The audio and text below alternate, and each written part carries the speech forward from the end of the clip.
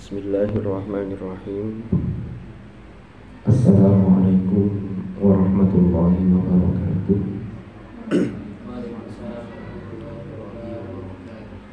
Alhamdulillahi rabbil alamin. Wa bihi nasta'in ala umuri dunya waddin. Wassalatu wassalamu ala asyrafil anbiya wal mursalin sayyidina Muhammadin wa ala alihi wa sahbihi ajma'in. Amma ba'd. Yang saya hormati Ketua Musa'id Hay'ah Tahfidz Al-Quran beserta seluruh jajaran kepengurusan di masa khidmah tahun ini. Dan saya hormati, kami banggakan para seluruh anggota wabil khusus yang hadir pada kajian tafsir pada malam hari ini. Alhamdulillahirabbil alamin. Sampai detik ini kita masih diberi kesempatan oleh Allah untuk menambah amal-amal salih kita, untuk menambah amal-amal baik kita. Mudah-mudahan apa yang kita laksanakan ini, termasuk kita hadir di kajian tafsir ini, dicatat oleh Allah sebagai amalan maqbulan mutaqabbalan. Dan mudah-mudahan majelis ilmu ini ditakdir oleh Allah menjadi majelis ilmu yang nafi'an mubarakah fid dini wad dunya wal akhirah. Ala hadhihi niyyah wa ala kulli niyyatin salihah wa ala ma nawainahu ala ma nawahu as-salafus salih thumma ila hadratin nabiyil mustafa rasulillah sallallahu alaihi wasallam wa ila hadrati ikhwanihi minal anbiya wal mursalin was sahabati wat tabi'in wa ulama العاملين والمصنفين والمجتهدين والقراء والمفسرين وجميع الملائكة المقربين خصوصا سلسلة مشايخنا في طريقنا وتعلمنا خاصة وجميع مشايخهم وأصولهم وفروعهم ونفعنا بهم وبعلومهم في الدارين آمين. الفاتحة.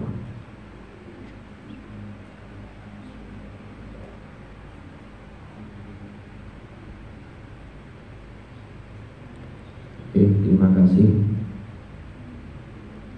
Ini putus-putus ini baterainya atau sinyalnya padahal penuh ini, tapi on off-nya cumplung. Kau usah gua. Oh bisa diganti.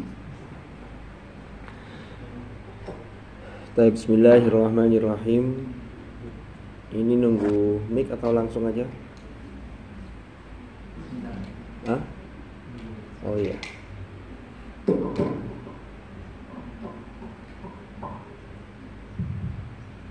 Yes ya. Baterainya terus. Oke. Fokus aman. Bismillahirrahmanirrahim. Hari ini kita akan mengangkat ayat bagaimana dalam flyer yang sudah disampaikan itu.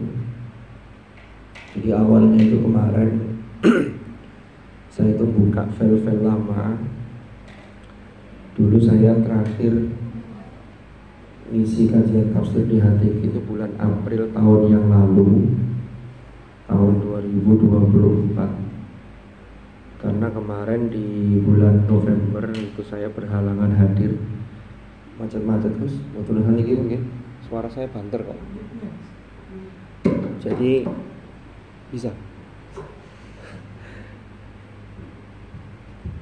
Jadi kalau saya lihat ada 3 atau 4 seri itu di yang seri sebelumnya itu, nggak tahu panjenengan yang hadir ini dulu ikut atau enggak. Itu kita membahas tentang kisah Nabi Adam yang kemudian kita kontekstualisasikan, kita tarik terkait dengan Khalifatullah fil ardh. Itu yang sudah kita bahas yang lalu. Sebenarnya kita sampai pada ayat ke-38 surah Al-Baqarah, tapi hanya tinggal beberapa pembahasan yang mungkin nanti kapan-kapan kalau memungkinkan bisa kita sambung. Tetapi hari ini kita mengambil ayat kajian yang lain. Jadi ceritanya kemarin itu saya kemudian angan-angan apa ini yang kira-kira bisa kita bahas. Kemarin Mas Farhan itu WA saya, sebentar saya tak istikharah dulu, tak angen-angen dulu apa kira-kira. Akhirnya saya buka-buka tafsir, catatan saya ketika dulu belajar tafsir ayat Al-Ahkam. Ini bukunya masih ada. Ini catatan saya ini 26 tahun yang lalu, tanggal 6 September 1999. Ini masih tersusun dan masih terbaca. Ini bicara mengenai ayat terkait dengan hifdzun nasal, yaitu menjaga garis keturunan yang itu nanti pelanggaran terhadap itu terkait dengan pelanggaran hudud, pelanggaran terhadap hukum-hukum Allah. Yaitu kita membahas surah Al-Isra ayat yang ke-32. Apalagi ini, kemudian saya milih ayat ini karena memang kalau kita lihat saat ini, sesungguhnya lingkungan kita hari ini itu sesungguhnya tidak sedang baik-baik saja. Sampai kalau lihat di media sosial, di TikTok, lalu di IG atau di mana-mana ya, di YouTube, itu betapa berita-berita terkait dengan pelanggaran terhadap norma-norma agama itu sangat banyak. Bahkan di sisi lain itu ada upaya-upaya untuk melakukan normalisasi. Nah ini yang bahaya ini. Normalisasi itu begini contohnya. Sampai melihat di kampus ada laki-laki perempuan yang kemudian goncengan sangat berdekatan, lalu kemudian itu dianggap hal yang biasa. Biasa warai kuliah. Ini namanya upaya normalisasi.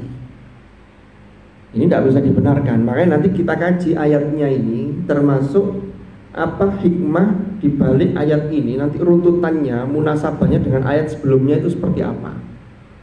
Sehingga yang akan kita kaji ini adalah surah Al-Isra ayat 32, tetapi nanti tentunya tidak lepas dari ayat-ayat yang lain. Ini yang pertama. Kenapa kalau zina itu larangannya itu adalah qurbuz zina? Berarti ada elemen-elemen atau unsur-unsur yang mengarah. Terus nanti kita lihat wala taqrabuz zina innahu kana fahisyatan wa maqta, itu berarti ada wasfuz zina. Innahu kana fahisha, ya, wasa asabila. Jadi kalau di situ disebut fahisha, itu namanya wasfuz zina. Zina itu disifati dengan fahisha. Nanti juga kita lihat wasa asabila itu adalah bicara tentang akibatuz zina, kan begitu. Jadi sekarang itu Masya Allah ini sudah banyak normalisasi. Bahkan di Malang, termasuk di sekitar UIN, itu dulu saya masih ingat itu Kiai Halimi, Dr. Kiai Haji Halim Zuhdi itu wakil dekan 1 Fakultas Humaniora. Itu kan beliau ketua Rabithah Ma'ahid Islamiyah Kota Malang. Beliau tuh cerita, mohon maaf ini memang materi kita agak ngeri ini. Beliau tuh cerita, ini hasil survei yang disampaikan oleh pemerintah Kota Malang. Jadi di Malang itu dalam 1 malam, lalu dikalikan dalam 1 bulan, mohon maaf sekali lagi, itu sekian ratus mahasiswi di Malang itu kehilangan keperawanannya. Karena apa? Sekarang itu penginapan yang murah, yang hanya ngejar profit, tapi tidak pernah dicek yang nginep itu siapa, lalu mau ngapain saja di dalam itu sudah longgar. Saya tidak sebut nama ya, karena kalau sebut nama nanti jadi masalah. Ada sewa itu yang semalam hanya 50.000. Itu yang nyewa, belum yang kontrakan, belum yang kos-kosan yang bebas. Ini sangat menjamur. Berarti kan nilai-nilai itu semakin longgar gitu. Nah, ini tanggung jawab siapa? Makanya di sini, di majelis ini, ya, ini kami perlu menyampaikan ini. Oke, sekarang kita masuk ke ayat pembahasan, yaitu wala taqrabuz zina innahu kana fahisha wa sa'a sabila. Itu ayat 32. Yang kalau terjemahannya adalah dan janganlah kalian mendekati zina, sesungguhnya ia adalah perbuatan keji dan jalan yang buruk. Itu kalau sisi terjemahnya. Sekarang yang pertama, ada hal yang menarik di dalam rangkaian ayat ini. Kalau sampean amati ya, kalau kita lihat mulai dari wa qadha rabbuka alla ta'budu illa iyyah, yang baliknya itu di ayat 23, terus sampai ke bawah sampai pada wala taj'al yadaka maghlulatan ila unuqika wala tabsutha kullal basti fataq'uda maluman mahsura. Lalu inna rabbaka yabsutur rizqa liman yasha wa yaqdir innahu kana bi ibadihi khabiran basira. Sampai situ ya. Ini ada perbedaan redaksi dengan ayat berikutnya, yaitu wala taqtulu auladakum khasyata imlaq. Di mana perbedaannya? Khitabnya. Ini sampean kira-kira pernah niteni enggak itu? Khitabnya apa bedanya? Kalau ayat sebelumnya wala taj'al itu tidak menggunakan khitab jamak, tapi khitabnya mufrad. Paham ya?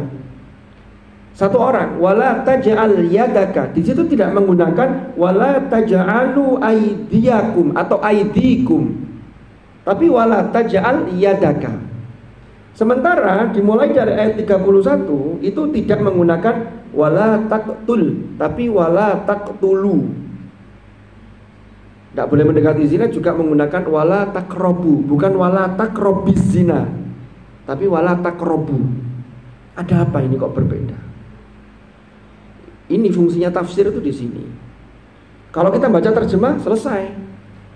Tapi tafsir itu kan melihat ini munasabah dengan ayat sebelumnya bagaimana, apa kaitannya, kan begitu. Menurut mufassir, ya, termasuk diantaranya dikutip di dalam Al-Misbah. Kalau Ibnu Katsir mengutip riwayat, yang nanti riwayatnya akan kita bahas juga. Kita masuk ke ini dulu, ini masih pengantar sebelum masuk ke ayat. Ada satu kesan yang diperoleh oleh mufassir. Jadi kalau urusan wala taj'al yadaka maghlula, atau mulai dari sebelumnya wa qadha rabbuka alla ta'budu illa iyyah, lalu wabil walidaini ihsana, itu menggunakan mufrad karena ini perintahnya bersifat individu. Ya. Orang taat kepada orang tua itu kewajiban individu yang menempel pada diri kita masing-masing. Ya. Kalau sampai mau mengingatkan orang lain, ya baik. Tetapi yang paling mendasar ini kewajiban individu. Makanya menggunakan dhamir atau mukhatab yang disebut itu mufrad. Ketika mulai wala taqtulu auladakum itu menggunakan jamak, ini ada pesan secara implisit, secara tersirat. Ini berarti merupakan tanggung jawab sosial. Itu bedanya. Makanya wala taqrabuz zina itu juga tanggung jawab sosial. Kenapa? Karena ini adalah satu sistem yang kalau di masyarakat itu dianggap hal yang biasa, ini juga akan berat. Makanya itu tanggung jawab kita agar itu tidak dianggap sebuah hal yang normal. Ya. Ini yang pertama. Terus yang kedua, runtutan ayat ini sebelum wala taqrabuz zina, atau ada yang kesan yang kedua sebelum saya masuk ke sini. Kesan yang kedua itu ada yang mengatakan begini, ahli tafsir yang lain mengatakan begini. Ini karena Kenapa kok menggunakan jamak sementara yang tadi ayat-ayat sebelumnya itu menggunakan mufrad? Karena ketika turunnya ayat ini, ya, orang-orang Arab ketika itu, khususnya di zaman jahiliyah itu ketika itu sudah menjadi perilaku sosial yang banyak dilakukan oleh masyarakat. Makanya khitabnya itu menggunakan jamak. Wala taqtulu auladakum khasyata imlaq. Nah, sekarang kaitannya antara 31 dengan 32 ini, sebelum wala taqrabuz zina. Di surah Al-Isra itu ayatnya menggunakan wala taqtulu auladakum khasyata imlaq nahnu narzuquhum wa iyyakum. Kalau di Al-An'am di juz 8 itu wala taqtulu auladakum min imlaq, dibalik nahnu narzuqukum wa iyyahum. Ini di masyarakat jahiliyah, mereka ini sering membunuh anak-anak mereka. Pertama, kalau min imlaq dalam surah Al-An'am itu minnya itu sababiyah, berarti membunuhnya itu karena orang tua atau bapaknya itu atau orang tuanya itu dalam keadaan miskin atau fakir, tidak punya. Sehingga karena dia tidak punya, dia mikirnya begini, wong ini saja ngeramut anak yang sudah ada saja, anaknya mungkin sudah beberapa, atau belum punya anak tapi kehidupan rumah tangga ini saja ekonomi belum jejak. Maka kalau nanti punya anak gimana? Wong kami saja belum bisa memenuhi kebutuhan ekonomi secara baik. Ya sudahlah, tidak usah ada anak, anaknya dibunuh. Itu berarti min imlaq. Makanya berarti, ya, yang dikhawatirkan itu mereka sendiri pertama, baru anaknya. Karena mereka sudah dalam kondisi tidak mampu untuk menghidupi sendiri sebelum ada anak. Makanya lanjutannya jaminan Allah kan, nahnu narzuqukum wa iyyahum. Kalian baru mereka, anak-anak yang kalian bunuh itu kami yang menjamin rizkinya. Tapi syaratnya rizki itu memang harus ada unsur dububah, wa ma min dabbatin fil ardi illa 'alallahi rizquha. Jadi ada unsur dinamis, ada unsur gerak yang itu menjemput rizki. Kalau dalam surat ini wala taqtulu auladakum khasyata imlaq, itu mereka ini mungkin yang sudah ada suami istri, bapak dan ibu, ini sudah cukup untuk kebutuhan mereka berdua. Tapi nek nambah anak, punya anak, nanti khawatirnya anak ini tidak cukup. Makanya kemudian jaminan Allah mengatakan nahnu narzuquhum, didahulukan humnya, karena yang dikhawatirkan adalah anaknya. Wa iyyakum. Wes, ini terjadi di masyarakat jahiliyah. Bahkan hari ini juga terjadi, tinggal nanti bentuk pembunuhannya ini yang macam-macam. Motifnya juga macam-macam. Nah, ini kemudian ditutup dengan inna qatlahum kana khita'an kabira. Sesungguhnya membunuh anak-anak, membunuh mereka itu adalah khita'an kabira. Ini sungguh dosa yang besar. Dalam bahasa Arab itu kalau disebut khita'an itu sama-sama akar katanya khoto'a. Tapi kalau khita'an itu dosa yang disengaja atau kesalahan yang disengaja.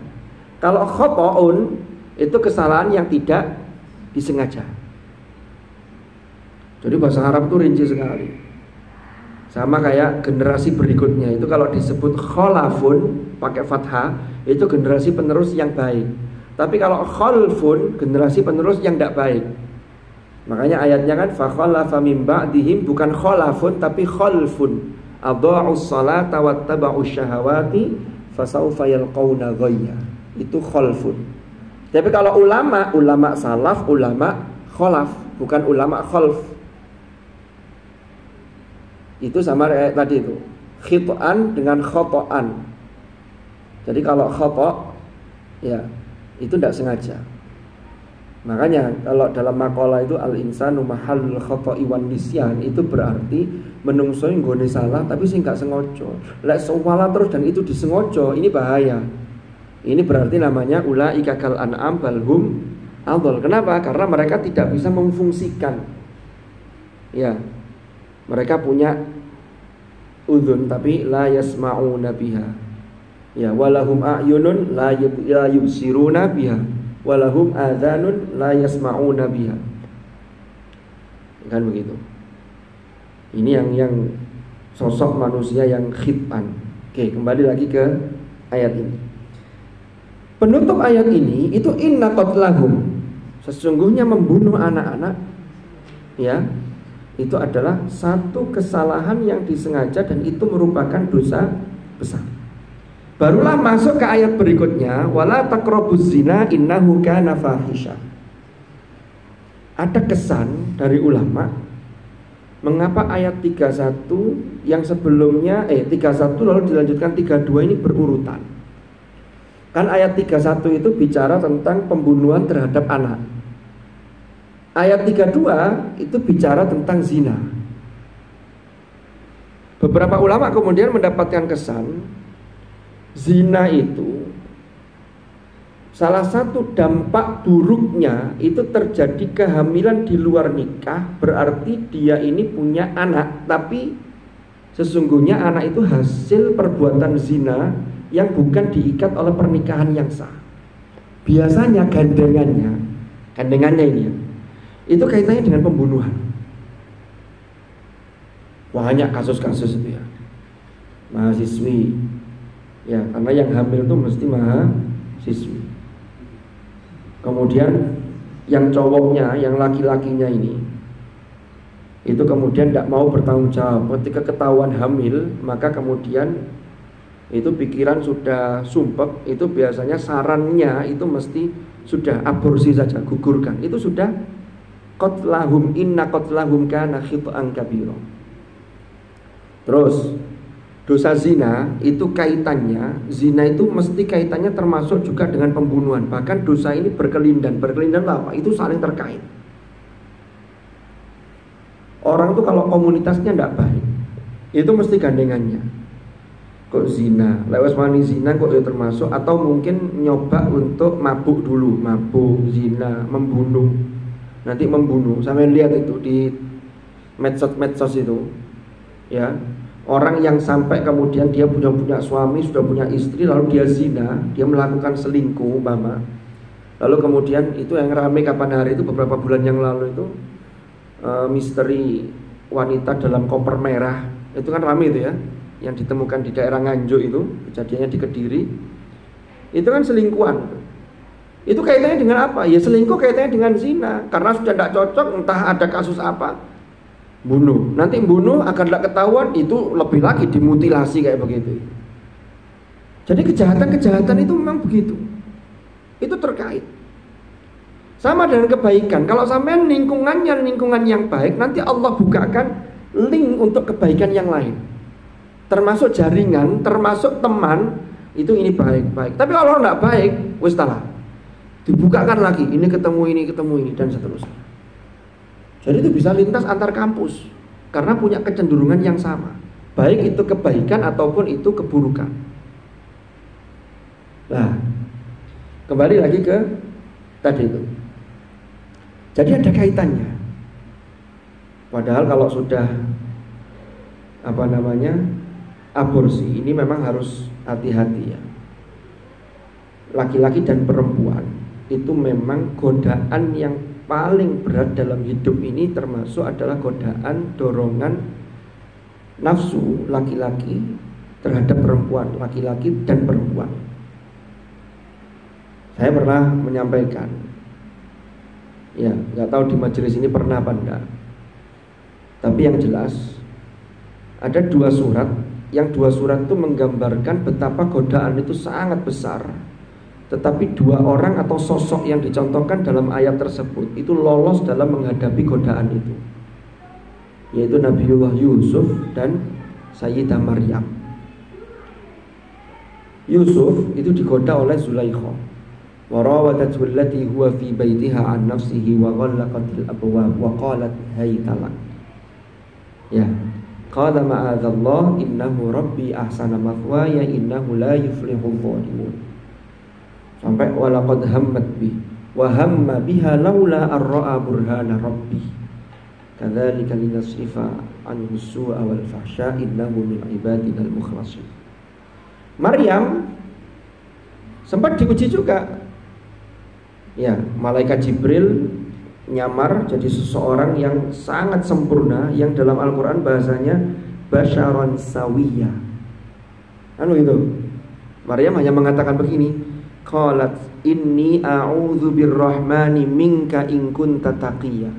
Saya berlindung, ya, a'udzu birrahman, kepada Allah zat yang maha rahman, minka, dari godaanmu, in kunta taqiyya, kalau engkau adalah orang yang bertakwa. Jadi godaan-godaan itu tidak hanya ketika orang sebelum menikah, tetapi setelah menikah pun godaan itu ada. Makanya kita harus betul-betul menjaga, jangan sampai qurbuz zina, mendekati saja. Ya, sehingga para ulama diantaranya Ibnu Asyur itu mengatakan kalau larangan itu, larangan mendekati itu adalah larangan yang sangat kuat. Kenapa? Yaitu ibaratnya ini ada daya tarik yang luar biasa. Umpama ada jurang, orang kalau merepet-merepet di situ itu rawan untuk terjatuh. Makanya larangannya tidak boleh. Sampai yang pendaki gunung umpama naik di atas itu biasanya di sekitar kawah kan ditulisi, kalau mau selfie atau ada jarak tertentu. Kalau dekat situ bahaya. Ya, kayak dulu yang ada turis dari Cina itu ya, yang selfie-selfie atau di foto suaminya itu ya, di mana kawah Ijen itu ya. Wah, hari orangnya nyantol itu langsung nyemplung itu kan. Padahal belum ke kawahnya itu, tapi dia meninggal. Itu gambaran-gambaran begitu. Nah, sekarang kita mencoba untuk mulai masuk ke ayatnya. Pertama, Allah berfirman, Allah mengatakan dalam surah Al-Isra ayat 32 ini, wala taqrabu, janganlah kalian mendekati. Pertama, tinjauan tasrif. Tasrif ini derivasi, terkait dengan derivasi kata. Taqrabu itu fi'il mudhari yang kemasukan la nahi, maka disebut fi'il nahi, itu larangan. Tapi ada satu hal yang menarik. Kalau kita tarik dari akar kata itu aslinya qaruba yakrubu. Itu asal katanya. Mestinya ini ya. Kalau dari sisi tasrif, yang sesuai dengan tasrif yang seharusnya kias, itu mestinya wala taqrubuz zina, bukan wala taqrabuz zina. Kenapa kok taqrabu? Ada ulama yang mengatakan, oh ini bukan qiyasi tapi simai, karena ini adalah urful isti'mal, ini sudah biasa digunakan. Orang Arab itu kan yang dipakai itu kan yang biasa digunakan. Tapi tetap standarnya ada, tapi yang biasa digunakan seperti apa? Contohnya masjid, tempat sujud yang kemudian menjadi satu bangunan simbol yang di situ tempat orang sholat, tempat orang sujud. Itu kalau ditasrif kan asalnya masjid. Masjadun kan begitu. Isim zaman, isim makan. Tapi kan kemudian yang dipakai adalah masjid. Sampai ngomong nang wong Arab, jangankan wong Arab, wong Indonesia saja, mau kemana? Sholat di masjid. Itu tidak urful isti'mal. Banyak yang lain. Ishtaro, yashtari.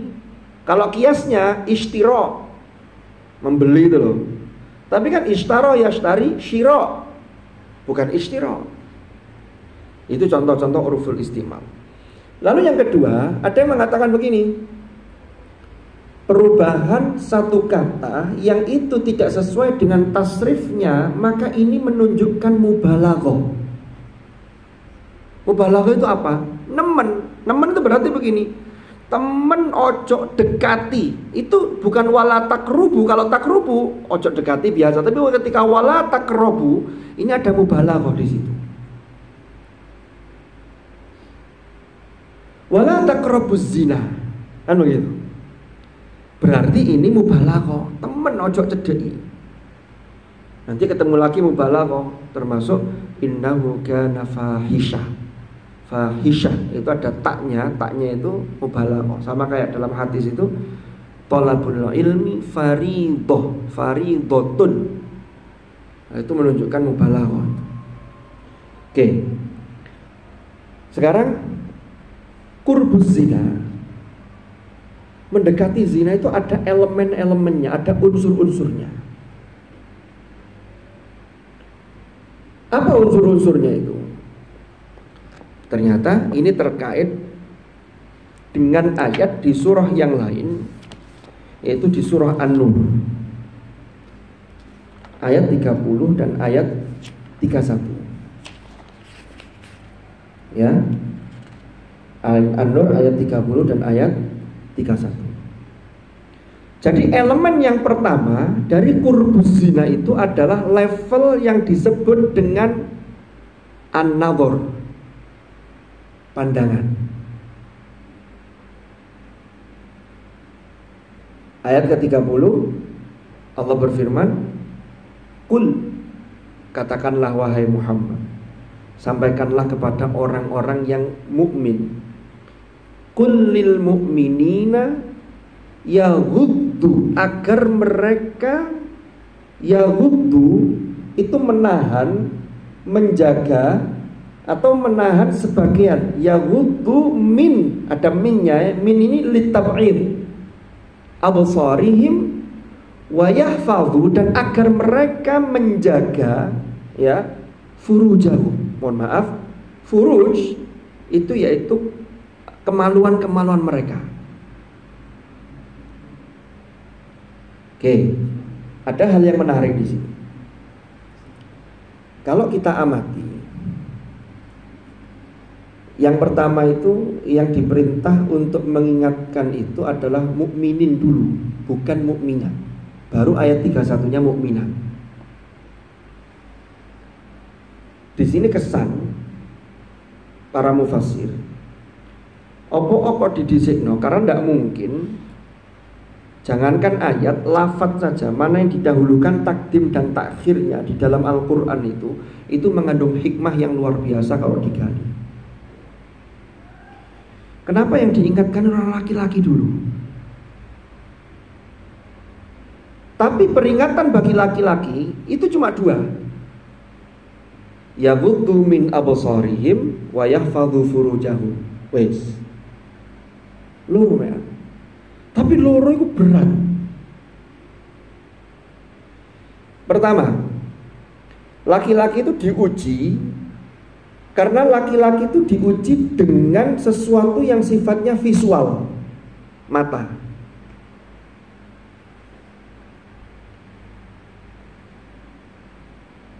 Ya. Jadi kesan mufassir yang pertama, opo lanang dhisik, soalnya lanang ini luwih nemen pandangan matanya dibanding perempuan terhadap laki-laki. Jadi nek lanang delok wedok, itu mesti, mohon maaf sekali lagi, karena visual tadi itu dia memandang, ini kalau tidak bisa mengontrol, maka ini bisa masuk ke hati, setelah dari hati entah turun kemana lagi. Nah ini bahaya. Kenapa bedanya yang absar itu pakai min, tapi yang furuj itu tidak pakai min? Ini karena berangkat dari asal. Jadi kalau pandangan itu asalnya itu adalah boleh, tetapi kemudian beberapa hal yang dilarang, makanya min itu litab'id, menunjukkan sebagian. Berarti apa? Kita itu kan tidak memandang, tapi dari pandangan yang kemudian lanjutannya pandangan itu membahayakan, berarti dia harus segera mengalihkan pandangan itu. Jangan diterus-teruskan. Kalau furuj, mohon maaf, kalau kemaluan itu hukum asalnya itu haram, tidak boleh, kecuali kepada yang diperbolehkan. Walladzina hum li furujihim hafizun illa ala azwajihim aw ma malakat aymanuhum fa innahum ghairu malumin. Kalau kemaluan itu boleh digunakan hanya kepada pasangan yang sah. Jadi terkait dengan keberpasangan itu memang itu normal. Laki-laki ke perempuan tertarik itu normal, perempuan tertarik laki-laki itu normal. Nah sekarang juga muncul normalisasi, orang menormalisasi, katanya wis timbangane bahaya, nanti bisa terjadi kehamilan, wis saya tak mencintai sesama jenis, dosa besar juga, bahaya. Jadi memang hidup kita itu penuh ujian, karena kita masih hidup di dunia. Kalau sampean sudah kesel dengan ujian, ya sudah segera saja menuju ke alam lain. Kan begitu. Oke, saya lanjutkan lagi. Yaghuddu min absarihi. Kenapa kok laki-laki itu didahulukan? Karena laki-laki itu, ini yang diperintah ini adalah laki-laki dalam hal yang aktif. Wes salah. Pandangan laki-laki itu berbeda dengan pandangan perempuan. Laki-laki itu kalau memandang, itu kadang-kadang seringkali ini kalau tidak dibimbing oleh wahyu sehingga hawa nafsunya itu liar, mohon maaf ya. Itu mesti ndelok lawan jenis itu kaitannya dengan, mohon maaf sekali lagi, itu dengan sesuatu yang mengarah kepada pelampiasan nafsu seksual. Delok arek, ayu arek iki, wah dan seterusnya lah. Tapi kalau perempuan memandang laki-laki beda. Cara pandang perempuan terhadap laki-laki itu hampir pandangan pertama itu tidak ada terkait dengan urusan nafsu. Mesti pandangannya itu kagum. Wah, kalau berargumen diskusi di kelas saya kagum, kan begitu. Makanya banyak kemudian para perempuan ini menjadi pemuja rahasia.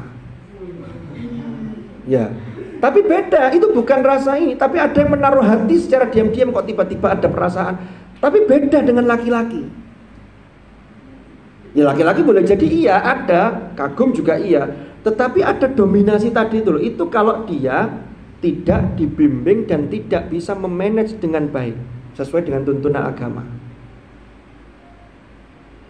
Makanya didahulukan peringatannya itu, qul lil mu'minin. Kan begitu. Terus kenapa kok dua-duanya diingatkan? Karena dua-duanya ini punya potensi. Perempuan itu kalau sudah kadung ya, itu juga berbahaya juga, gitu loh. Kan perempuan itu kan juga jenisnya banyak macam-macamnya. Mohon maaf ya, sekali lagi mohon maaf. Umpama ada perempuan-perempuan yang nakal, itu kan juga sama, itu juga nanti bisa juga. Ini kan kita bicara dari level-level yang masih normal. Tapi ada perempuan yang sudah kadung nakal, itu juga gawat luar biasa itu. Wes, penutup ayat ini apa? Innallaha khabirum bima yasnaun. Sesungguhnya Allah itu khabir. Khabir itu apa? Khabir itu adalah maha mengetahui, tapi ada bedanya dengan alim. Kalau alima ya'lamu, itu memang mengetahui, alimum bidzatis sudur. Allah dengan sifat ilmunya itu mengetahui bidzatis sudur, bahkan yang belum terjadi pun Allah tahu. Tapi kalau khabir, makanya kita ini mengenal dalam bahasa Arab itu ada khibrah. Khibrah itu apa? Pengalaman. Maka khabir itu pengetahuan, yang pengetahuan ini berdasarkan pengalaman, sehingga Allah itu tahu betul sampai ini punya trik apa, laki-laki itu punya modus apa, itu Allah tahu apa yang kalian lakukan. Karena laki-laki itu karena tadi itu didahulukan. Padahal pesannya cuma 2, tapi ini berat. Kenapa? Karena manusia laki-laki itu lebih condong pada visual. Laki-laki itu sering jaring-jaringnya itu, waduh. Jadi kalau ada cewek atau perempuan atau entah pacarnya entah bukan, pokoknya curhat nangis, gayanya itu sok melindungi. Nanti kalau sudah nangis nempel begini dilus-lus. Bagi perempuan dilus-lus oleh laki-laki, ingat loh ya, kalau belum menikah itu biasanya dorongannya lebih kuat. Kenapa? Karena dia didorong oleh nafsu syahwat dan juga setan itu ngipasi. Get no, kok urusan buri loh.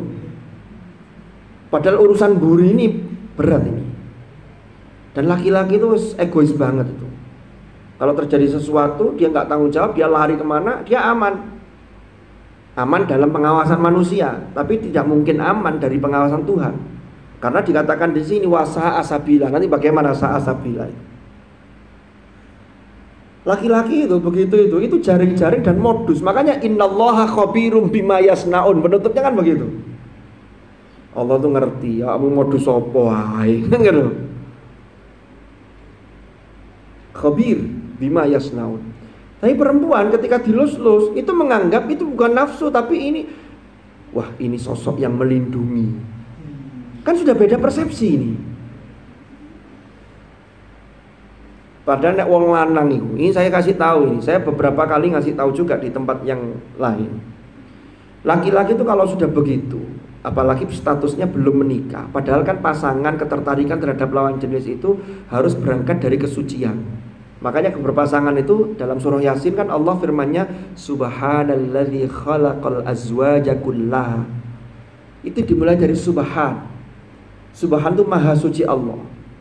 Kalau maha suci Allah berarti jangan suudzon kepada Allah, sekaligus itu berangkatnya harus dari kesucian. Jangan berangkatnya dari sesuatu yang tidak baik. Makanya orang yang mohon maaf ya berpasangan dimulai dari tidak baik, dosa zina, kemudian dan laki-laki itu mesti begini. Laki-laki yang ketemu perempuan yang berkali-kali berzina, itu dia dalam hati kecilnya dia tidak ingin menjadikan istri, dia mesti nyari istri yang berada di etalase, yang steril, yang baik. Nakalan itu kan. Sama yang tanya laki-laki yang brengsek-brengsek itu, bener. Itu dia menodai perempuan ini, menodai ini, tapi dia kalau kemudian ditanya mau jadi istrimu, nah iso golek sing liya. Naudzubillah. Makanya perempuan itu nanti runtutannya itu lebih banyak di ayat 31 tadi nanti.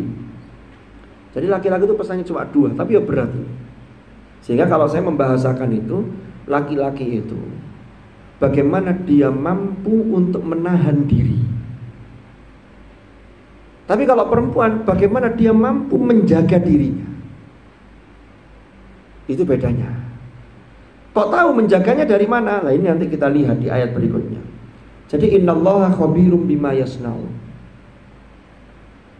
Jadi wis modus tok laki-laki itu ya, tapi perempuan ya begitu. Perempuan tuh kelemahannya di telinga. Sehingga mendengar ungkapan-ungkapan yang indah, lalu membaca WA yang indah, waduh, itu seakan-akan itu sudah mama ada laki-laki malam itu ya, jam 3 WA. Ayo bangun yuk sholat malam gitu kan. Padahal habis WA itu tidur lagi itu. Kata si cewek, si perempuan itu, ini sosok imam yang luar biasa. Saya setiap jam 3 dibangunkan untuk qiyamul lail. Padahal yang di WA itu tidak cuma satu cewek, itu banyak orang itu. Tapi bukan musaid hatiki, bukan. Tapi ada modus-modus seperti itu ada. Wes. Yang kedua, kita lanjutkan ayat 31. Ini kan level yang pertama kurbuz zina itu tadi. Jadi mendekati zina itu, level yang pertama itu an-nadhar tadi itu. Yang kedua, mukminat itu diperingatkan juga wa qul lil mu'minat yaghdudna min absarihin wa yahfazna furujahun. Itu sama yang dua itu. Menundukkan sebagian pandangan dan menjaga furujahun. Ya. Lanjutannya, ada lanjutannya. Apa itu? Wala yubdina zinatahunna illa ma dhahara minha. Dan hendaklah mereka para mukminat yang baik, orang-orang mukmin yang qanitat, yang ghafilat.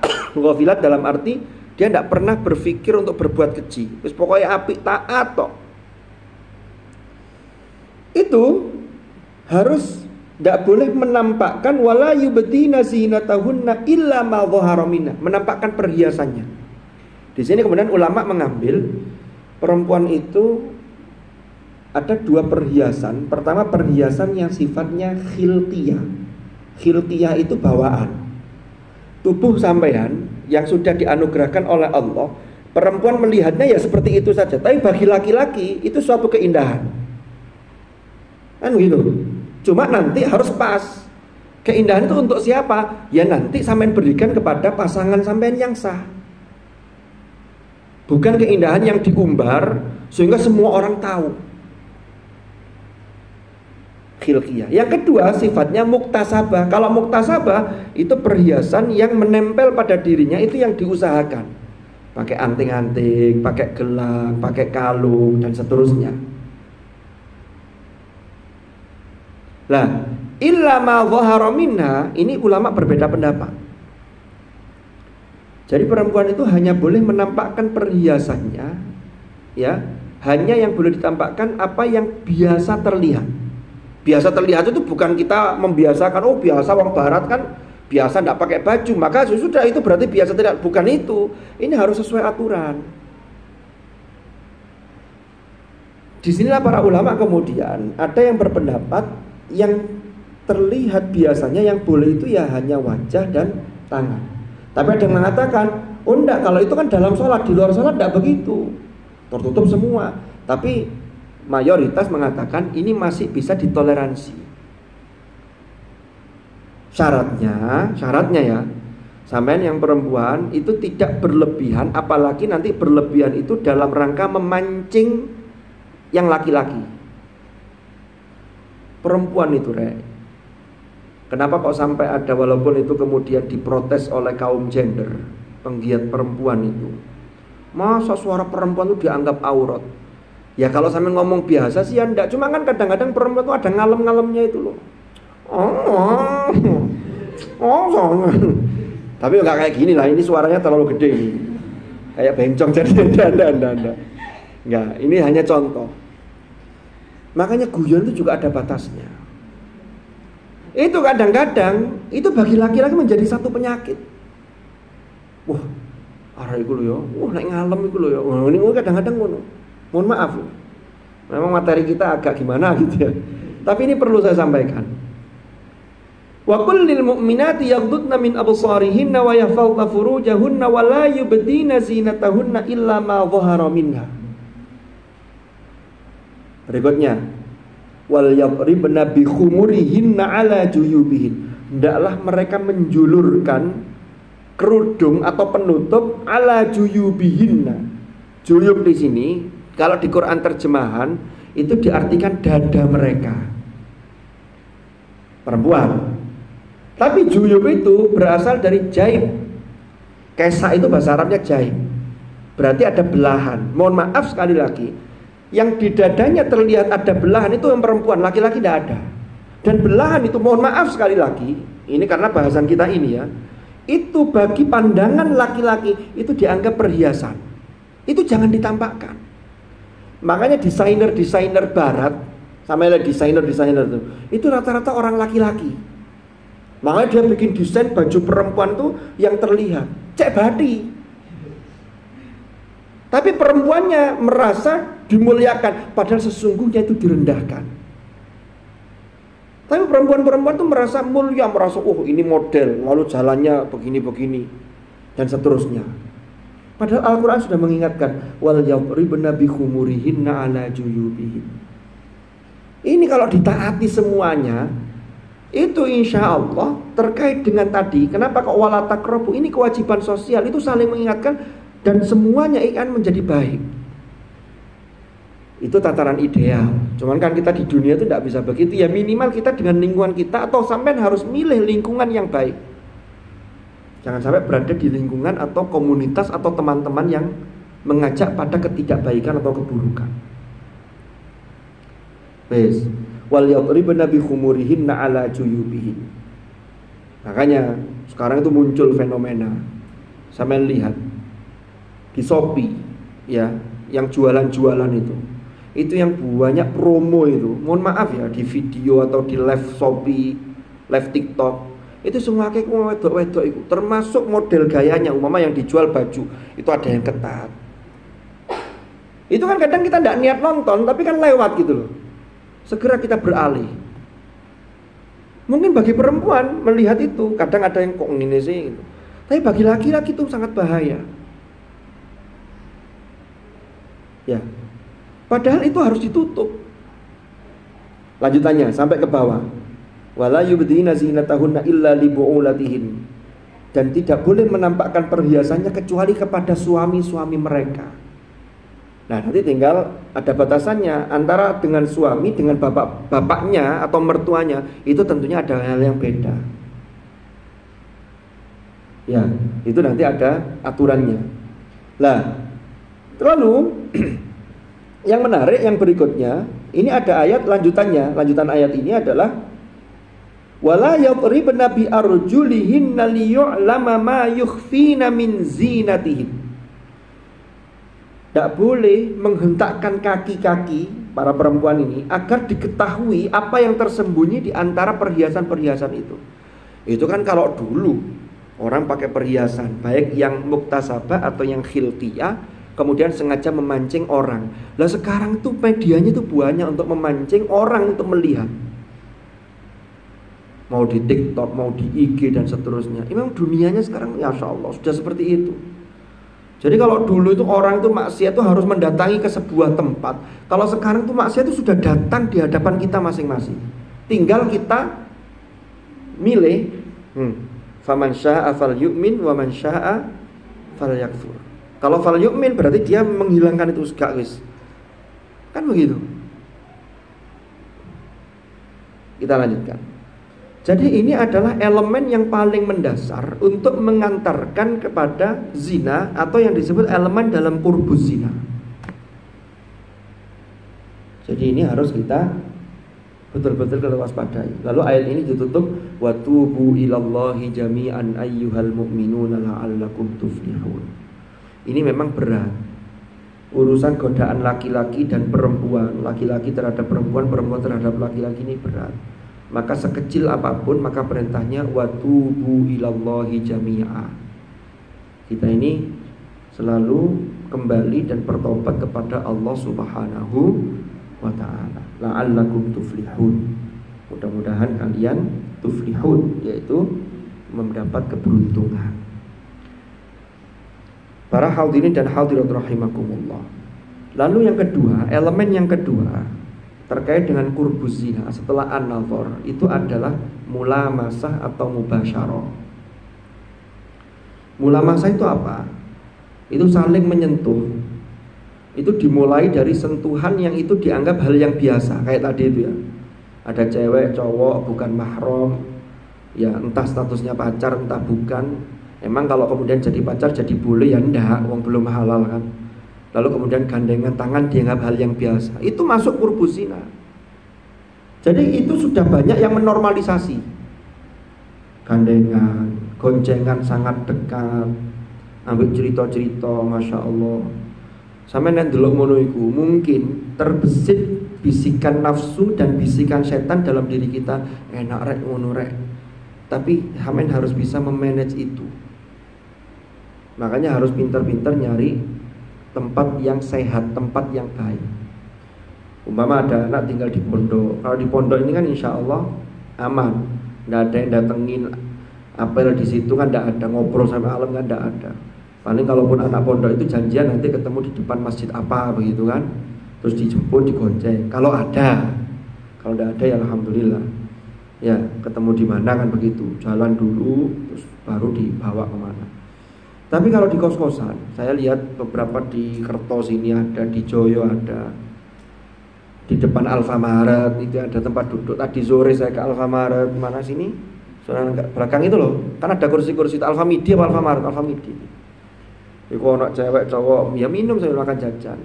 Sing cowok gaya melindungi ngerangkul gini, tak bel-beli, tin, belok ini, delok pisan. Ya Allah. Itu bahaya sekali. Jadi jangan pernah coba-coba.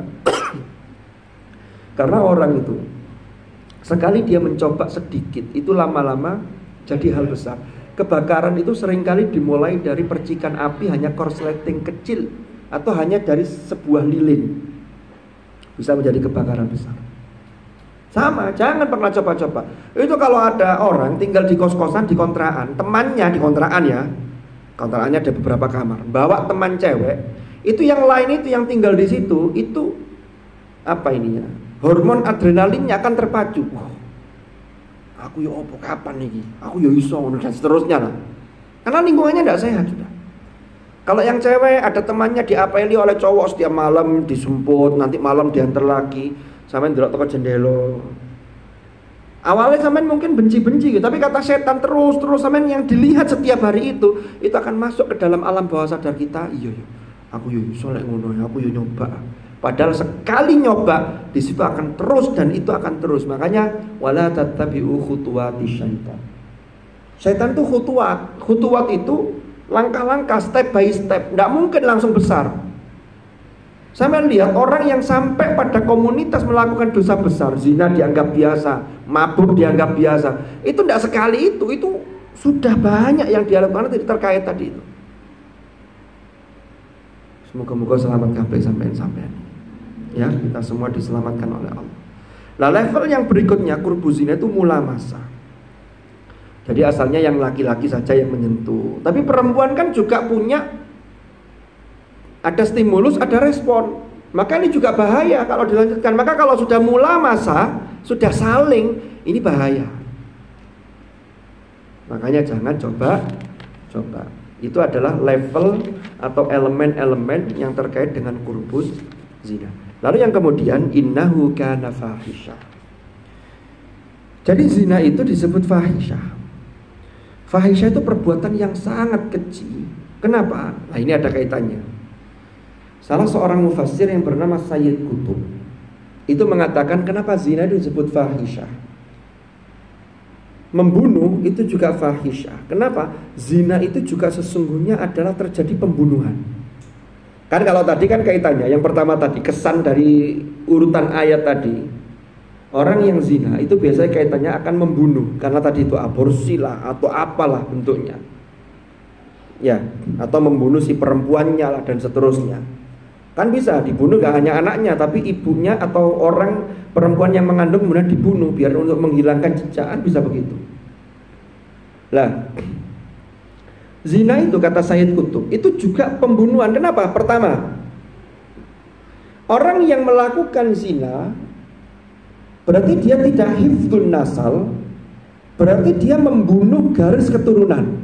Kenapa? Anak yang lahir dari hasil zina itu akan terjadi, tidak ada yang ngeramut, tidak ada yang ngerawat, sehingga dia ini terbunuh secara karakter. Pendidikannya terbunuh, padahal dia menjadi hak anak itu. Seharusnya dia diasuh oleh orang tua, maka dia juga terbunuh. Makanya hati-hati. Saya masih ingat dawuhnya almarhum al-maghfurlah Kiai Haji Tolha Hasan, Profesor Dr. Kiai Haji Tolha. Saya tidak tahu tapi di forum, di ngaji beliau.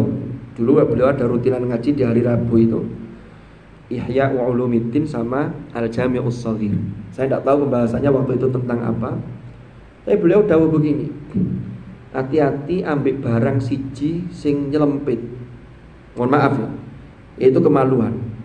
Itu tempatnya tersembunyi, tapi itu yang menjadikan orang turun derajat seturun-turunnya asfala safilin, dan dia bisa mengangkat derajat dari itu. Kenapa? Kalau dia memunculkan anak-anak yang solih, itu akan mengangkat derajat sampean. Hanya gara-gara itu. Yahfadzuna furujahum itu. Loh iya. Wa yahfadzuna wa yahfadzu furujahum. Oke, kembali ke fahisyah tadi. Jadi fahisyah ini suatu perbuatan keji karena dia sesungguhnya membunuh. Ini generasi-generasi berikutnya yang seharusnya mereka mendapatkan hak, termasuk hifdzun nasal, jelas garis keturunannya, ini jadi terbunuh. Belum lagi kalau terbunuh karakternya. Anak yang lahir dari hasil zina itu tidak tahu apa-apa, tapi sampai kemudian di masyarakat dia dikatakan, itu anak haram, itu anak zina, itu ibunya, bapaknya dulu begini. Dia akhirnya menanggung beban yang berat. Belum lagi kalau ketika proses kehamilan itu ada usaha untuk digugurkan tapi tidak berhasil. Biasanya itu orang kalau berbuat zina itu cepat jadi. Ya memang begitu. Nanti digugurkan itu sulit digugurkan. Beli obat di apotek, beli nanas, bahkan dimakan sak kulit-kulitnya, itu tidak gugur-gugur. Akhirnya yang terjadi apa? Anaknya cacat. Itu kan sudah pembunuhan yang luar biasa itu. Warai gak salah opo-opo. Gara-gara salah orang tuanya, orang tua yang tidak sah tadi. Jadi memang berat sekali. Makanya nanti lanjutannya wasaha asabila. Jadi wasfuz zina, zina itu disifati dengan fahisyah. Nah, kalau kita bicara fahisyah, maka salah satu daya proteksi yang muncul itu, yang bisa menangkal fahisyah itu adalah sholat. Utlu ma uhiya ilaika minal kitabi wa aqimus shalah innas sholata tanha anil fahsya wal munkar. Jadi kalau logikanya begini, nek ono orang yang sampai melakukan dosa zina atau dia melakukan dosa-dosa yang lain yang kategori fahsya itu, berarti tidak beres sholatnya. Sama cek itu. Kemarin ada kasus yang ramai itu, iya kan? Saya tidak sebut nama. Itu kan kalau sudah begitu komunitasnya, lalu biasa mabuk, biasa berbuat zina, begitu dianggap hal yang biasa, mesti sholatnya gak beres. Karena orang kalau sholatnya beres, itu insya Allah dia akan terjaga dengan hal-hal yang lain itu. Karena sholat itu punya daya proteksi, kan begitu. Kemudian terakhir, akibatuz zina, maka disebut dengan wasa asabila. Ini jalan yang buruk. Di dalam hadis, ini saya kutipkan dari Lubabul Hadis. Itu ada hadis az-zina yurithu al-faqra. Zina itu menyebabkan kefakiran. Karena begini logikanya. Orang menikah yang sah, menikah itu kan adalah miftahur rizq. Itu kunci miftahu abwabir rizki, kunci pintu-pintu rizki. Kalau orang berbuat zina, berarti dia merusak kunci-kunci itu sehingga keberkahannya tidak ada. Makanya jangan heran, kalaupun ada orang yang katanya saling mencintai, tapi dia berangkat dari dosa zina, itu biasanya loh ya, itu biasanya seringkali itu tidak langgeng. Karena sakinahnya tidak ditemukan. Sama cek nanti, nggak tahu ini, coba aja lakukan penelitian ini. Berapa orang yang menikah karena terpaksa, karena sudah kadung dosa zina, lalu berapa masa bertahannya, apakah muncul sakinah, nanti diukur indikatornya apa. Sama kayak orang yang melakukan selingkuh, sudah punya suami, sudah punya istri, kemudian selingkuh dengan orang lain, ya. Kemudian yang pertama akhirnya berpisah, kemudian menikah dengan yang selingkuh itu nanti terus begitu. Nanti itu tasalsul, itu nanti akan muncul lagi begitu. Dulu itu zaman Rasulullah SAW ada seorang pemuda itu matur ke Rasulullah. Ini dikutip oleh Imam Ibnu Katsir di tafsir beliau itu. Ini orang ini minta kepada Rasulullah, ya Rasulullah, idzan li bizina, izinkan aku boleh melakukan zina. Wara ini ngotot ini. Jadi minta izin agar diperbolehkan melakukan zina. Akhirnya oleh Rasulullah dipanggil, kemudian ditanya begini. Ini diajak bicara dari hati ke hati. Kalau ibumu atau anak perempuanmu itu dizinai orang, atau berzina dengan orang, atau dizinai, kamu kira-kira rela apa tidak? Oh, saya tidak rela. Ya begitulah. Kalau kamu tidak rela, maka orang yang kamu zinai itu, umpama ada laki-laki yang brengsek ini, biasa menodai ini, gonta-ganti begitu. Ada laki-laki yang begitu itu, ada perempuan apa dikit di DM, didekati. Kadang-kadang laki-lakinya itu wah sok karismatik begitu kan. Ini kemudian laki-laki ini tadi digambarkan oleh Rasulullah begini, kalau ada perempuan yang kau zinai, itu sama dengan, coba bayangkan kalau itu adalah adikmu, kalau itu adalah ibumu, kalau itu adalah anakmu. Engkau kan tidak rela. Sama juga orang yang punya anak itu, karena perempuan itu juga punya orang tua, dan seterusnya. Lalu disebutkan juga dalam tafsir Ibnu Katsir, itu hadis Rasulullah yang menyatakan, ma min dzambin ba'da syirki a'dhamu 'indallah min nutfatin wada'aha rajulun fi rahimin la yahillulah.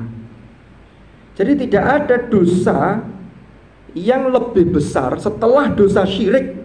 Jadi tidak ada dosa yang lebih besar di sisi Allah levelnya setelah dosa syirik, kecuali yaitu dosa di mana seorang laki-laki meletakkan nutfahnya itu di dalam rahim seorang perempuan yang belum halal atau tidak halal baginya. Berarti bukan sebagai istrinya. Jadi ini wasa asabila, kembali ke yang tadi. Sa asabila itu tadi itu. Jadi kalau pernikahan itu adalah miftahu abwabir rizki, maka zina itu menutup pintu keberkahan rizki. Jadi ibaratnya itu kalau kunci nikah itu, berarti kalau tidak nikah tapi zina, maka dia merusak kunci itu. Kenapa? Karena kunci itu kalau dipaksakan untuk membuka gembok atau kunci yang bukan kuncinya, dia akan rusak. Kunci pintu ini, tapi sampean ngarang kuncinya, wis pokoke kabeh dilebokno dikunci. Rusak. Ini akan merusak. Makanya di situ disebutkan az-zina yurithu al-faqra. Para gus-gus dan nenek yang saya hormati, jadi ayat kajian kita terkait dengan wala taqrabuz zina innahu kana fahisha. Tadi yang paling penting ini adalah tanggung jawab sosial. Jadi saling mengingatkan jangan sampai qurbuz zina. Jadi kalau sampean punya teman yang sudah rotok nemen, diingatkan, disampaikan. Kalau sudah sampean mengingatkan, ya sampean sudah lepas mengingatkan. Ya, wa qalat ummatun minhum lima ta'iduna qauman illahu muhlikuhum aw mu'adzibuhum 'adzaban syadida qalu ma'dziratan ila rabbikum wa la'allahum yattaqun. Jadi sampean sudah lepas tanggung jawab. Dan sekarang tuh nilai-nilai longgar itu karena masing-masing merasa bahwa itu urusan masing-masing, itu urusan pribadi. Ini yang bahaya. Allah usarno us gede urusannya dewi-dewi. Nanti kan dia mempertanggungjawabkan sendiri di hadapan Allah. Jangan dikira begitu. Sampai juga punya tanggung jawab ketika kita tidak mengingatkan, ya, maka kita juga ditanya oleh Allah. Sampai duwe kanca gak dielingno, kan begitu. Tapi kalau sampai sudah mengingatkan, ya sudah, berarti kita sudah terlepas dari kewajiban untuk menyampaikan kebenaran. Jadi inilah mengapa kita angkat ayat terkait dengan ini, karena jangan sampai hal-hal yang mendekati itu dianggap normal dan itu dianggap biasa. Mudah-mudahan kita semua diselamatkan oleh Allah, keluarga kita, anak cucu kita semuanya diselamatkan oleh Allah. Maka doa yang diajarkan Rasulullah tadi itu sambil menepuk dada si laki-laki yang asalnya minta diizinkan zina tadi, terus dia mengatakan, ya sudahlah saya tidak mau berbuat zina ya Allah. Apa doanya? Rasulullah mendoakan, Allahumma ghfir dzambahu wa tahhir qalbahu wa hassin farjahu. Ya Allah, ampunilah dosanya, sucikanlah hatinya dan jagalah kemaluannya. Maka nanti sampean kalau sudah punya anak atau sampean sendiri diganti domirnya, ya, untuk doa sampean sendiri. Tapi kalau untuk anak-anak, sambil sebelum tidur, sambil diusap kepalanya, sambil didoakan Allahumma ghfir dzambahu wa tahhir qalbahu wa hassin farjahu. Mudah-mudahan kita semua diselamatkan oleh Allah Subhanahu wa taala, dan tentunya harus ada ikhtiar yang kuat dari kita semua. Wallahu a'lam bishawab. Ada pertanyaan tak? Mboten nggih? Saya tak nyusul ke masjid acara niku lho. Milad MSAA, nggih, mudah-mudahan manfaat, mudah-mudahan barokah. Ngapunten, mohon maaf kalau materi kita agak ngeri-ngeri sedap, sedap. Apa ya? Ya ini memang kewajiban kita semua ya untuk saling mengingatkan. Mohon maaf atas segala khilaf. Mudah-mudahan ada hikmah yang bisa dipetik. Allah hadanallahu wa iyyakum ajma'in. Akhtatim bi ad-du'a, mudah-mudahan manfaat dan barokah. Al-Fatihah.